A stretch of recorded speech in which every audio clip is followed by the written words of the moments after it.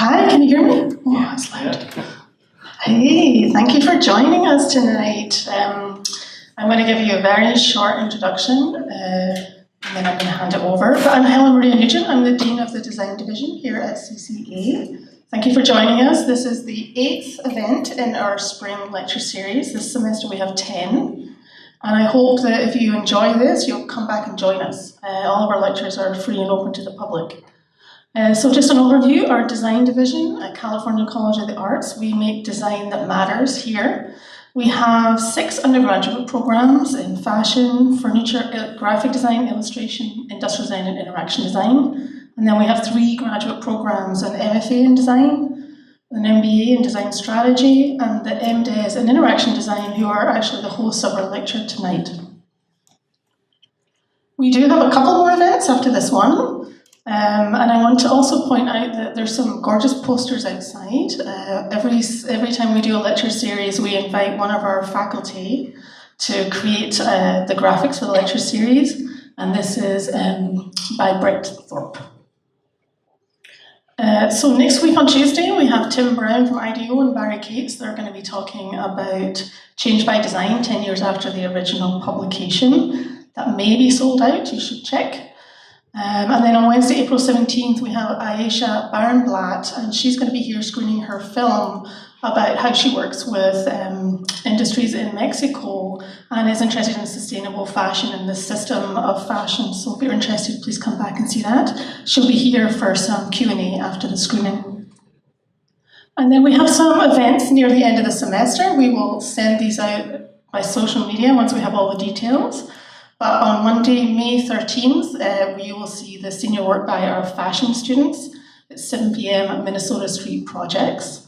We have various division shows. All the different programs and graduating students will be here on Friday, May 17th, and then our commencement exhibition, the reception is May 18th, so please come back.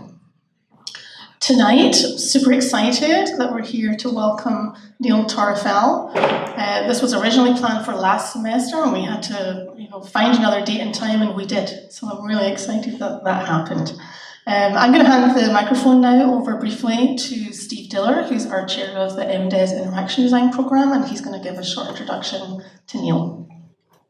Thanks for coming. I hope you enjoyed the lecture. Hi, everybody. Wow, it is loud. Okay. I'm going to put it.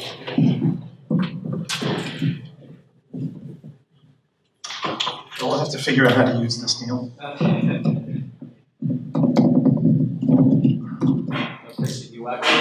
Yeah. So thanks for coming tonight.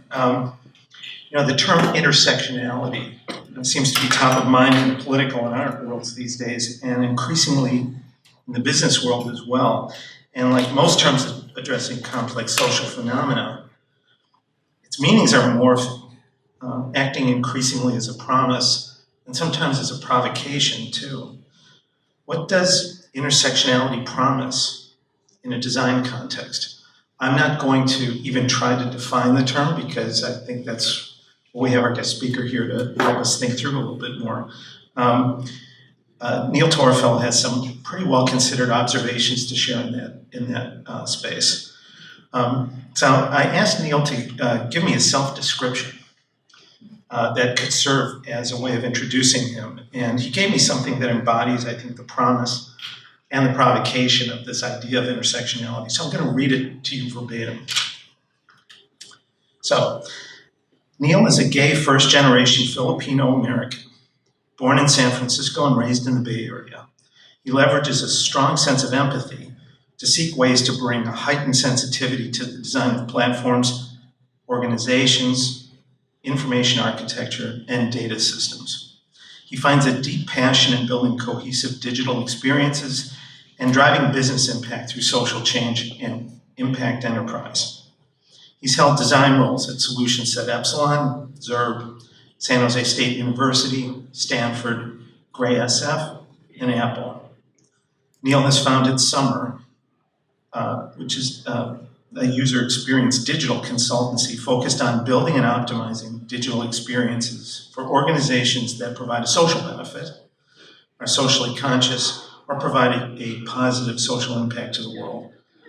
Neil is currently a senior experience designer at fuseproject and an adjunct professor for the Graduate Interaction Design Program at California College of the Arts.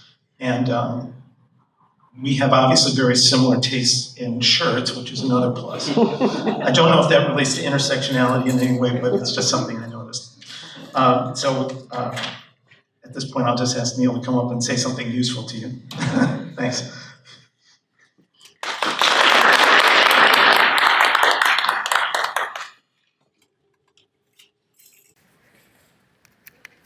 All right, great, thank you, Steve. You do have good fashion taste, so. Great, thank you. My name is Neil Torrefiel. Again, I'm a senior experience designer at Fuse. I'm also a social entrepreneur and an adjunct faculty here at California College of Arts.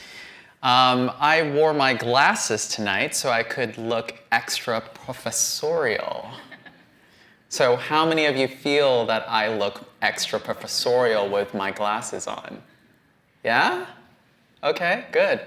Now I want to ask you is, are you utilizing your internal biases to think through if this is in fact professorial or not?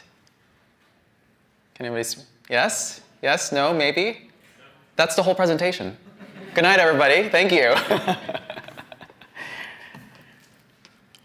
Good. So you all fell into my inclusivity trap. That is, in fact, what I don't know, but at the end of this presentation, I hope you do understand and know more about that. First, I want to thank all of you for joining me tonight. I know many of you may rather be watching Elon Musk and his Tesla presentation. I know I would be. But there's no way, what I want to say is there's no way an exhaustive expression of inclusive design.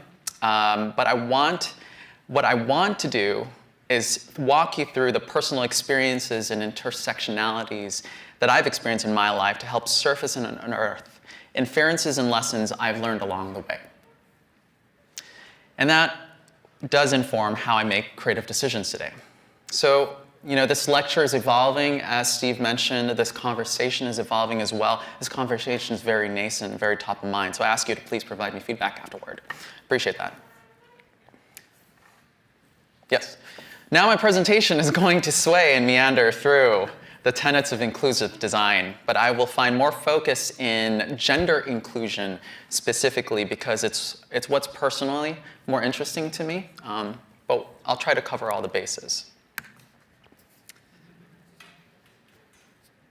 Good old-fashioned gender marketing, right? In marketing speak, this is what we call market segmentation. How many of you have bought one of these products or considered buying one or the other, right? Do you get an understanding of which one is geared toward you based on the shape and the packaging of this? Yeah? These are very common things we design for. And these still exist. We walk through the aisles of our grocery stores and spot out gender marketing in all of its glory. Here's another one, right? How many can tell me which gender one product is geared toward versus the other? Simply based by color, shape, and maybe content and messaging that's on the packaging itself, right, on the bottle. And another one, totally the same product, different representation. Somehow we think that pink is supposed to indicate or entice the user to purchase this. And it's also found its way into our food, right? Exactly the same thing, just a different representation of it. So of course, this is only part of the inclusivity argument. So why is this a problem? Because sometimes it leads us to solve for a small and sometimes myopic intersection of inclusion. Can someone help me spot the irony in this image? No? Can some of you see it? And would you like to take a guess? And probably not, because this is something that we see pretty prevalently here within San Francisco. This is a non-gender binary restroom, right? We see this within our stores. But this is an ongoing debate. An article written by Nick Payne explores the UX of bathroom codes, providing a cost-benefit analysis of why bathroom codes suck. I encourage you to look it up. But really, I want you to take a look at sometimes how designers, we may be designing for inclusivity and accommodating for some, yet we might be excluding others from engaging and partaking in this experience. Right? So I'd like to take this moment to walk you through my childhood. I grew up in a small rural city of Newark, California, right across the bay, a small East Bay town of 40,000 residents. It's an enclave physically because it's surrounded by Fremont on all sides, but it's also an enclave because it's incredibly diverse. There's 15% Hispanic and Latinos, 15% white, 15% Asians, 10% are Filipino, and the rest make up Indian, African Americans, Native Americans, to name a few. Fremont, in fact, houses the largest Afghan population in the United States. And for some of you who are students, Newark is also the home of Logitech. So if you're looking to work here, that's where you're going to end up, in Newark. And this is a beautiful photo of a place that I grew up in Newark. And this is, of course, called the lake. But I was born in San Francisco, baby. This is a city by the bay, sitting on the dock of the bay, wasting time. I have no idea where the hell San Fran came from, and many of you know never to say San Fran. We don't say San Fran here. It's either San Francisco or SF, right? But I consider myself to be a diehard San Franciscan. With all the bad press that San Francisco typically gets nowadays and the rest of the Bay Area, I'm proud to be part of one of the most progressive cities in this nation and arguably the world. I was born at St. Luke's right off Army Street in the Deep Mission, and Army Street was renamed Cesar Chavez in 1995. For those who don't know, Cesar Chavez is an American labor leader and civil rights activist. I grew up low income by Bay Area standards. My parents and I moved around quite a bit, from apartment to apartment, never a permanent home, always uprooted every couple years or so. My parents were, as Filipinos call it, TNT, which means tago ng tago. And that translates to hiding and hiding. So both my parents had to keep on hiding because they were both illegal immigrants, fighting to keep cake on the table. But I was a pretty cheery child growing up. Surprisingly, I went through public school system and got through elementary school pretty unscathed. And guess what? I colored outside the lines, and I made sure to always color outside the lines. I don't know why I did, but it was a thing that I did, just like every creative kid should. But there was one experience that was my first lesson in life, and I was an only child. How many of you are only children in the audience? Ah, quite a few. I feel your pain. So I played mostly alone. And it's the most creative thing. You get to define however many lives you get, how you get to define how you live your life, and how you live your life by your own rules. And this is probably how my journey to inclusiveness started. I learned at an early age to look at everyone from a lens of compassion, as if I just wanted to be your brother or your sister. Or I could be your non-gender binary related child person. I just wanted to be normal, just like all the other kids who had siblings, or many of you have siblings. When I turned 6, I went to the Philippines, and I was there for 2 years. I tell my therapist that this was a really important threshold in my life that was crossed, because it was a point where really more traumatic memories happened in my life. To be uprooted from such a young age and be thrown into a vast developing country. I managed to get through it. During my time in the Philippines is where I encountered judgment. This is the first time I recognized that I was different and not normal. I was ridiculed for this. I didn't speak the mother tongue, Tagalog, like all the other kids. I acted differently and I looked different as well. And this was the first time I came to know the word bakla. So I'd like to quickly amuse you with the urban definition of bakla. Urban Dictionary states that bakla is a word for Filipinos that are non-hetero butthole doers predominantly found in barbershops in the Philippines or San Francisco. So we only exist in those two places. There's a conversation right after this definition. Yo, why the hell did that guy grab that guy's wang? Because he's bakla. Who, Alan? Yup. Right? Thank you, Urban Dictionary, for your ever political correctness.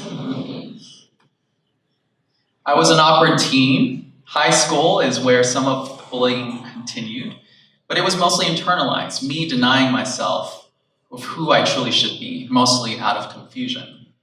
At 15, I took on my first job, being paid under the table as a sandwich artist for Subway sandwiches, because my now single mother couldn't afford to give me lunch money every day.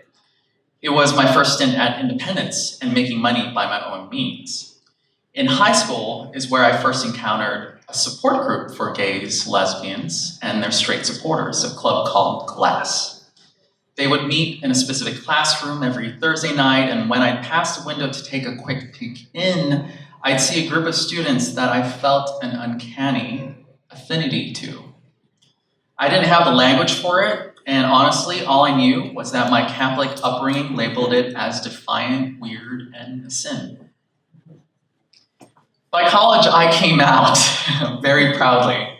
This is my first attempt at doing drag. This really was where I got a sense of who I was and who I can be. College was when I gained a sense of comfort. I settled into who I was. After 2 years of computer engineering, I switched to design school, and this is when web design and usability was still just becoming a thing. There was no formalized classes around it. But taking art schools really helped broaden my view. And today I've blossomed as an experience designer. In my typical work, I'm typically buried in maps and various types of mapped experiences. And I absolutely love what I do. But what I'm still often doing is designing products in this very vein of increasing sales and volume to appropriately target a general population or a specific subset of users. I design apps that seek to increase user acquisition, as many of you do, and I use UX patterns that increase virality. This is a reality we deal with today. And I knew that there was a more purpose-driven approach to how I practice design. And that idea didn't fully crystallize until 2017 when I was invited to participate in a program called Spring. In Spring Accelerator, I spent time in Nepal and Southeast Asia working with my cohorts. Spring is a program by fuseproject, the UK's Department for International Development, USAID, Australia's Department of Foreign Affairs and Trade, DFAT, and a number of international agencies focused on increasing girl impact within these regions. We worked across industries, with participants from nascent startups to multinational conglomerates. And along with my team, I provided consultation in the digital experience design realm, where I learned firsthand how to apply design methodologies to effect greater good. And what I discovered is that experience design is a tool that can create an even playing ground for all to have power and access to digital services. That we could build experiences that could increase a woman's independence to make decisions about her body and the specific products that she needs without her male counterpart needing to escort her side. That we could build experiences that increase financial literacy across rural communities, allowing them to form ideas around saving and providing them a means to start and maintain their own businesses. That we could move communities into using more cleaner forms of cooking fuel and give them the infrastructure to set up their own affiliate businesses. And that we can power central clinics in rural settings to give immediate remote access to specializing doctors in the region. These are no longer just apps, digital touch points, or websites. This is digital as a tool of empowerment and equity. Digital as a type of currency, I would argue. And experience design is a conduit that allows digital to become more human. Those who can effectively play, organize, operate, sell, develop, communicate, involve themselves digitally find themselves in a level of power within their communities and within a worldwide context. So spring really allowed me to think more preemptively about global and in fact local issues we're facing and how to leverage experience design as a form of social good. And that's what led me to believe that experience design is inherently inclusive. Now, inclusivity is a very, very wide gamut. In most of my presentation, I'm focusing specifically on gender inclusion. And how we use experience design to focus on one part or another across the spectrum, I believe, is grounded upon our own personal conscious understanding of bias and how our intersectionalities form that bias. So let's quickly define inclusive design. Every day in this country and around the world, people are discriminated against who they are. Designers have the power to invoke marginalized populations to feel seen and validated and heard, whether that's within the web, digital social media properties we interact, or the brands and marketing campaigns that resonate with us, or the spaces and environments that are welcoming or maybe not so welcoming, or the services that champion sharing, down to the physical products in our everyday lives that support us. I believe that inclusion design can be defined in two realms: practice and process.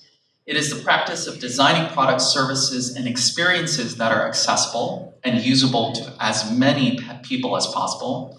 And it is a process of including diverse perspectives in design and decision-making as a means to achieve a more inclusive output. So I've just shared with you some of my dear childhood memories to illustrate the intersectionalities that I've gained through my own experiences. And these are the intersectionalities of my life. As a gay, male, native San Franciscan, middle-class person of color, first-generation Filipino-American, I see the world in a very, very unique way. Much different from how many of you may see the world. And these are the attributes that inform a certain bias at which I see the world. These are also characteristics of how I experience everything around me. So I inherently have attributes of experiencing the world and biases for designing for a world that may fit me. So I push myself to be very mindful of this across my work. Now I'd like to ask you to close your eyes. So close your eyes and imagine that you are a transgender woman, that you are Muslim, a person of color. You have a physical disability of sorts. You are a recent immigrant, and you have no family. I want you to question yourself, what advantages and disadvantages do you deal on a daily basis, How are you discriminated against? Or do you face any discrimination? What histories inform how you make choices and decisions in your life? Now, open your eyes. How would you better design a service for this person, right? Knowing these intersectionalities. I'm going to remind you that that's actually a trick question. You can't. What I just provided you is an impersonal persona. This is not an intersectionality that you can design for. But we do this every day as designers. We make assumptions. We claim to know personas without actually going out in the field to understand the deep realities and experiences for these people that we design for. And I'm guilty of that as well. And that's not to say that we can't approach varying levels of an experience. Intersectionality is a new frontier of inclusion and diversity. It was first coined by Kimberly Crenshaw, who recently presented a TED Talk at the 10 Women's Conference here in San Francisco. And to her, intersectionality examines different realms of expression, how they overlap and are compounded. Typically, diversity and inclusion efforts tend to be myopic and examine a sliver of the population. And this is why personas can be very dangerous, because they are a generalized representation of our users or portions of the population. So let's meet real people and design for real people. This is an axis of privilege, domination, and oppression, and I was able to obtain this from the Association of Computing Machinery. They published an article where this image was provided in an attempt to map how alternating experiences and expressions impact one another. This was part of a workshop where participants were discussing the importance of engaging community members in defining goals and outcomes that are important to them. So this shows the major intersections of privilege, oppression, and domination. As designers, we must develop a shared and compassionate understanding of the problems that are relevant to a community and also what impacts what part of this. Intersectionality as it relates to design can be superimposed here as a framework that considers various backgrounds and personal experiences that shape our creative decisions. So now I'd like to walk you through some inclusion initiatives that I've gathered. When we explore typical categories around diversity, for many of you, this will come into mind: age, race, ethnicity, gender, sexual orientation, religion. In some circles, it is no longer considered disability, but an ability. Personality, socioeconomic status, education, and life experience. But I'd like to push you to define diversity beyond those groups, okay?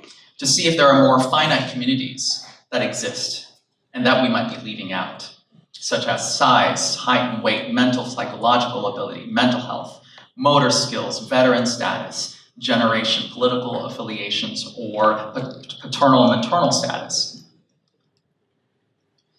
In the state of New York, on January 1st, birth certificates will now include male and female, and a new third category of X to reflect a non-binary gender identity. So that transgender New Yorkers will no longer need a letter from a physician or an affidavit by a licensed healthcare provider to change their gender markers. The city of New York now recognizes 31 genders beyond that. And many of these I don't even know about. At Fuse, we developed a framework to help assess and evaluate current and incoming work, but also to help us identify potential opportunities. We've developed an ethical toolkit, which is a living document. It's still very much in its infancy and it's still being debated on internally, but it's a work in progress. It's also allowing us to incite conversations about client work, and most importantly, internally, how we work with one another. When we design with our own biases as our compass, we risk ignoring diversity and therefore diluting the humanity in our designs. So this toolkit is intended to empower us designers to draw on the full range of diversity and thereby inspire more truly human-centered design. So it's in its totality, the ethical toolkit allows us to be more conscious of the diversity in our audiences. So we start with our four realms of human elements, and these are realms of expression, communication and understanding, user mobility, dexterity and size, technical, financial, and physical access, and personal identity and appearance. And from that follows these inclusivity considerations. Here's another way to kind of look at this, and this is more of how we utilize it internally as a worksheet. So we use this as a gauge internally at the start of every project to inform areas of investigation and research.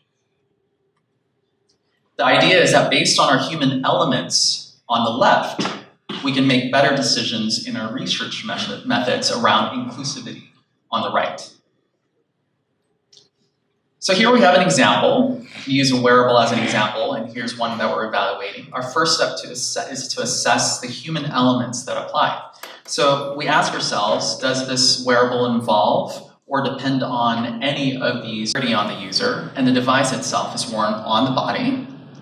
Physical, technical, and financial access? Yes, the wearable will likely have a premium price point and require internet connection.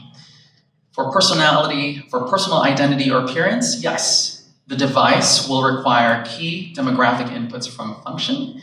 As an accessory, it's a reflection of a person's identity. Next is using our gut level prioritization around inclusivity and how this helps prioritize the resulting inclusivity considerations so that we can better focus our scope in research. So we have a set of prioritization criteria when thinking about inclusivity considerations to help inform our gut level prioritization. So we consider these three distinct areas: prevalence, degree of impact, and relevance to the business. For prevalence, we look at the use of the wearable through, and this could be through census data or a quick reference guide search on the internet. For degree of impact, we ask ourselves to what extent could any given aspect of this wearable impact the associated experience of that interaction. And we also think about the relevance to the business. Does it some way tie to the company's mission, vision, and goals? What is the potential risk or reward to the business for ignoring or including? And is there any untapped opportunity the competition is not addressing? So let's zoom into the first inclusivity consideration, which is visionability. And let's also recognize that the spectrum of vision exists across a very, very wide gamut. So how might we prioritize visual ability for a wearable? For the prevalence of vision needs, yes, they are very high. For the degree of impact to the user, high. And the relevance to the business who's creating the wearable would be considered high as well. At the completion of this tool, the goal is then to take the highest priority inclusivity considerations and translate them into research questions. So as this relates to visionability, what, if any, other wearable devices are addressing this problem? What worked and what didn't work and why? What solutions exist for assisting those with vision difficulties navigate digital technologies? And what are the moments throughout the person's day that is not visually impaired where it might be challenging to read the display? So this gives us a good, clear understanding of what areas to research in regards to, let's say, a wearable. Another example is the Greater Good Studio, who published their version of evaluating incoming work with the gut check, which I saw recently updated last month. And as with most initiatives in this realm that are living, breathing, and works in progress, they're very careful to mention that the gut check isn't rigorous in quantitative science, but they need to develop a tool that helps guide their work and point them in the right direction. That's very, very similar to why Fuse has created our ethical toolkit. So Sarah I, who is the co-founder of Greater Good Studio, wrote an article about how they evaluate incoming clients and initiatives. So the gut check comprises of 8 sections. There's an introduction, which are general questions about prospective accounts, name and website of the client organization, what is the project, what problem does the client need to solve. The second is impact and responsibility, to be able to understand the overall purpose of the initiative and organization. A question here is, does this client serve a marginalized population based on race, gender, age, income, ability, or sexual orientation? So remember, intersectionalities. The third is client relationships, which seeks to understand mutual respect in the client design studio relationship. And we have the GGS capacity and the client GGS capacity and client capacity, which explores concerns around staffing resources, timing, scope, and the overall impact this work will have on client execution. And finally, growth as a firm, business value, and summary all collectively understand how the work will provide growth and expertise in the field, if it will lead to future work, and most importantly, discrete reasons for go or no go. And this has led me to my next venture, Summer, which I founded a user experience digital studio focused on building and optimizing digital experiences for organizations that provide a social benefit, are socially conscious, or provide a positive social impact to the world. So our core service really is consulting within the realm of user experience design. We are a team of creatives on a mission to help social good initiatives and impact organizations improve their digital experiences. And much of my work across social impact has seen the opportunities where if we can empower individuals digitally, we can empower them for the future. And we can be intelligent around how we serve purposeful experiences to the right individual and to the right communities. So I'd like to start to wrap up with some takeaways and leave you some parting takeaways on how we can better design for inclusion. With 7.4 billion people living on our planet, there is no such thing as normal. Diversity is intrinsic to the human experience. Normalcy is intrinsic. Let's design for the multitude rather than singular normal. Tap into your own narrative to help define your unique lens of designing for the world. We all have our stories. Leverage those stories to color how diverse this world truly is, and design for that. Examine your intersectionalities. Let that inform the challenge. Let that inform and challenge how you may not be seeing the real challenge in front of you. 4, adapt design methods to accommodate complexity, not efficiency. Let's start to have conversations around how we can adapt our design methods to be more inclusive, to better accommodate the complexities that impact how participants engage equitably in design. And finally, consider your internalized biases. Let's be conscious of how our intersectionalities inform our design bias, and let's overcome the need to design for ourselves or for the general user. I might have a couple tips for you on how to check your design bias. So bias tends to proliferate and exist where it is not given air to breathe, meaning we don't talk about it. So the first and foremost thing to do is to talk about it, give it air. Talking about bias is recognizing that we all have an idea of an ideal world. It's unconscious. Assumptions can be deadly. Ask real people. 2, recognize that there isn't one solution. Most importantly, the solution isn't centered around you. Recognize the diversity of thought and the diversity around you. Seek it. 3, allow everyone to participate, especially when you're designing for potentially millions of people, that you're creating different ways for people to participate. Move away from stereotypical personas, move away from personas in general if you can. Sit down with real people, let that inform your work. And finally, 4, design to bring people together. When designing for social interactions, we need to question and consider how content can be negatively perceived. 4 ways to practice inclusive design today. 1, design for human ability. Consider expanding your personas beyond, or don't use your personas, or expand their personas beyond typical users. The more immersive the experience, the easier that design becomes. Create products that work for everyone. 2, design for situational ability. Think about ability on a spectrum. Ability can be permanent, it can be temporary, it can be situational, and one solution cannot address all user needs. 3, design for digital access. While participation in technology is becoming more and more affordable, also recognize that it is a barrier for some people, especially in developing areas of the world. For example, the socioeconomic factors and continual access can prevent some people from participating, so be mindful of this. 4, design for individual preferences. Designing for inclusion means designing for individual preferences, for example, collecting real data on gender. And 5, start with people. A grounding factor of any experiential design is that we acknowledge our own biases, that we push past it, allow others to educate us on how we can design more inclusively. Some leading thought starters. What curricula or academic initiatives are ripest for inclusive thinking? I think specifically here within this academic environment. How might we amend our perspectives and policies to make space for more inclusive thinking? How might we respect our intersectionalities to design experiences that are purposeful rather than addictive? And that's it. Thank you.